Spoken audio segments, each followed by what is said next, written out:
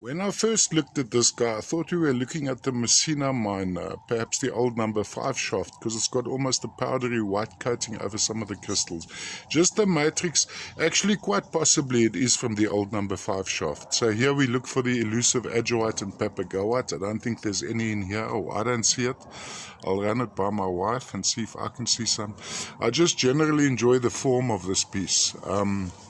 So if lying flat, we'd have this effect.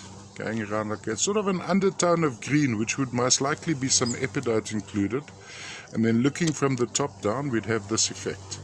I'd actually have it standing on a stand like this, with that crystal in prominence, almost well, it's not quite a scepter. It's got this indentation of another growth, so a self-healing has taken place there, quite typical to the Messina quartzes. And as we look into them, we see this greenishness. So most likely an inclusion of epidote.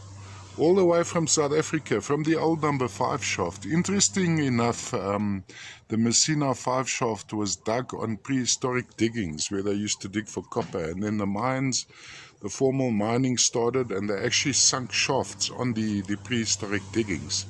So our forefathers were rather wise. They actually knew, without all these developed machinery, where to find certain elements which they could use for their tools, etc.